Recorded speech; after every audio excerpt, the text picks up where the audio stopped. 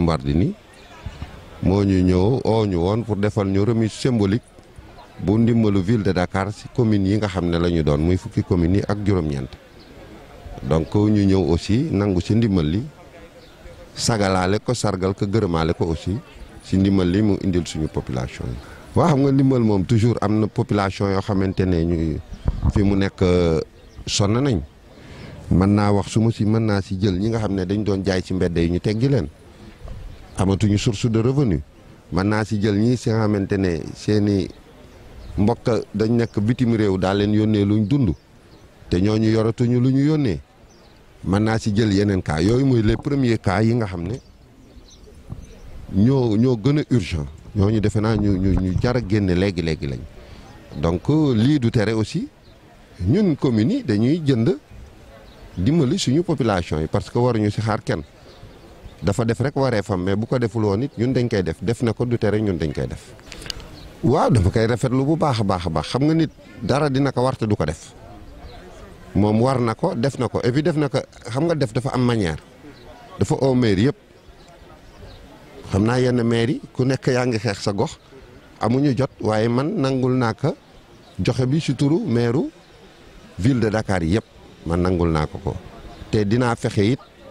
ville de Dakar bi ñëpp maire yëpp bu ñu paree ñu def ay fiche de distribution ñu jox ko madame le maire pour mu yombalal ko communication waaw loolu moom dinaa au maire yëpp dinaa leen wax ku nekk na def fiche de distribution buñ paree buñ ma ko remettre man dinaa ko remettre. waaw loolu laay au Sénégal yëpp ku laa ne naam da nga fay ne man mooy sama slogan boo laa tal leneen day fekk nga am wér day fekk nga ne fi Covid bi day rey lu wér la tey maa ngi déglu revue de presse ñu ne lu ëpp juróom fukki doomu aadama ay doomi Sénégal.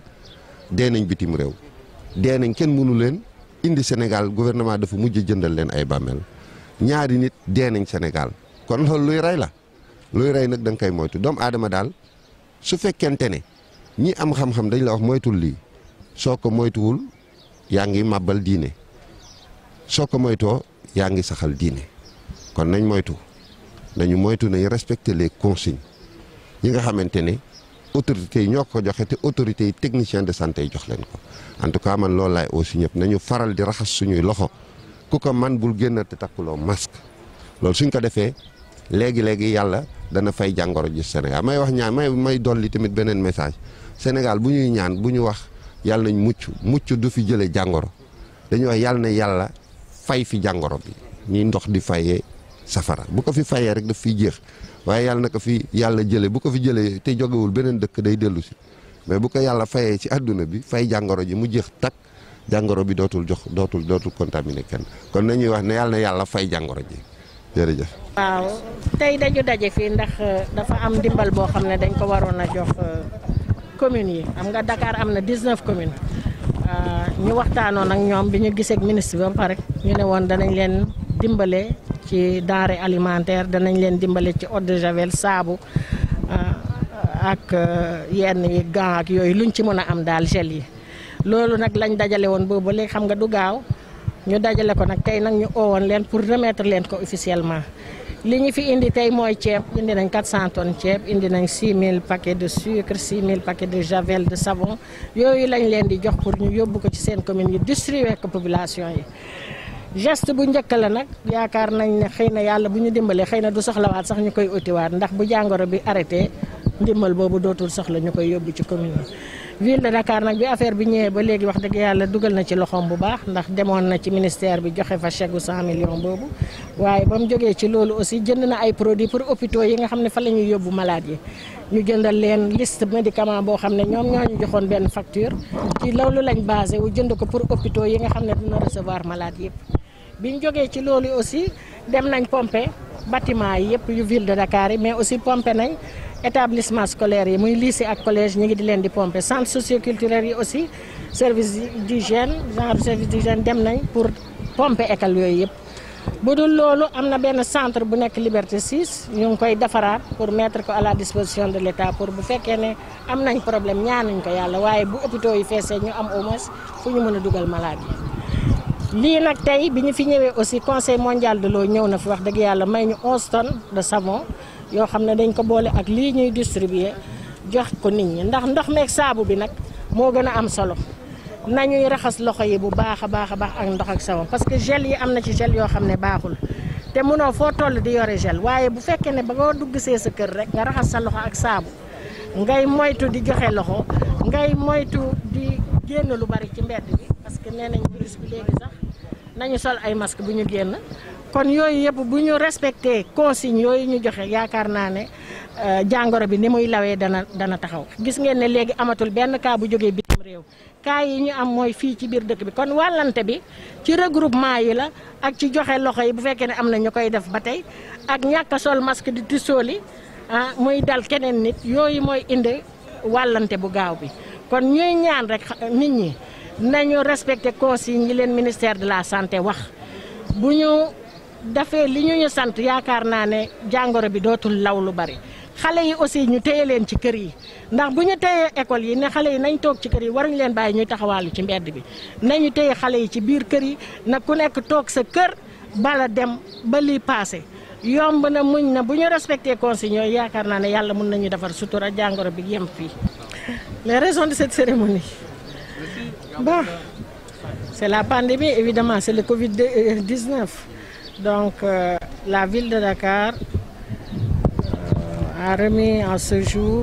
aux 19 communes de Dakar l'aide en denrées alimentaires, mais surtout en produits sanitaires. Parce que la priorité pour la ville de Dakar, c'est la prévention et la sensibilisation. C'est pourquoi nous avons d'abord, nous, au niveau de la ville, acheté beaucoup de savon, 6 000 packs de savon, 6 000 cartons de javel, 6 000 paquets de sucre, des grosses de sucre, plus maintenant les 400 tonnes de riz destinées aux 19 communes de la ville de Dakar. Nous avons reçu un don du Conseil mondial de l'eau.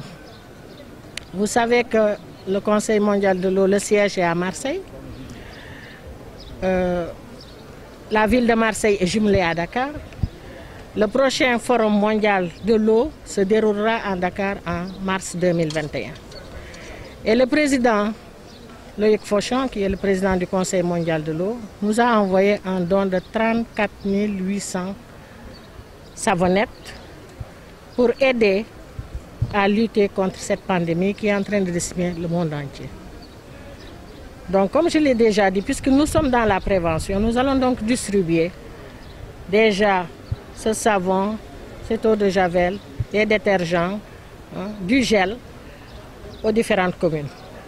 Mais auparavant, nous avions dès le début donné notre participation au Fonds national avec une participation de 100 millions. Nous avons aussi acheté des produits pour les hôpitaux. Les hôpitaux référencés où les malades sont admis ont reçu déjà leur dotation la semaine dernière, en produits, en détergents, en savon, en gel, masques et gants. Nous avons aussi mis à disposition le centre de Liberté 6 que nous sommes en train de réfectionner pour le mettre à la disposition de l'État. Nous avons désinfecté tous les locaux de la ville de Dakar, le building communal, la RPM, l'état civil, plus les 57 lycées et collèges de la ville de Dakar. Nous avons aussi désinfecté les centres socioculturels de la ville de Dakar. Et je voudrais vous dire que là, nous sommes actuellement en train d'héberger des enfants de la rue, en situation de rue, qu'on a commencé à héberger dans ces centres socioculturels mis à la disposition du ministère de la Femme. Voilà donc ce que nous avons commencé à faire et nous sensibilisons. Nous avons saisi les médias, la RMD est là, et d'autres médias pour sensibiliser. À travers les réseaux sociaux aussi, nous sommes en train de faire de la sensibilisation. Nous allons vers les populations pour essayer vraiment de leur faire adopter tous ces gestes barrières qui nous permettront d'arrêter la propagation du virus dans la ville de Dakar. Ce qui nous inquiète un peu, ce sont les cas communautaires. C'est pourquoi je dis encore, déplacez-vous, respectez les distances et protégez-vous. Vraiment, les messages, c'est surtout les messages de sensibilisation, les gestes barrières qu'il faut observer, éviter les rassemblements, se laver les mains. Nous avons déjà fait des vidéos pour sensibiliser, se laver les mains régulièrement avec de l'eau et du savon. C'est plus économique, ça coûte moins cher et c'est mieux. Les gels, vous l'avez vu au début de la pandémie, le ministère a dû ramasser beaucoup de gel parce que c'était de mauvaise qualité. Donc se laver régulièrement les mains, ne pas s'embrasser, ne pas se serrer la main, respecter les distances, tout ça peut nous aider à arrêter la propagation du virus. Et je pense qu'en faisant cela, nous, au niveau de la ville, par exemple, on a fait un service minimum actuellement. Un service minimum, donc nous travaillons avec le téléphone, avec WhatsApp. Nous faisons du télétravail, comme dit.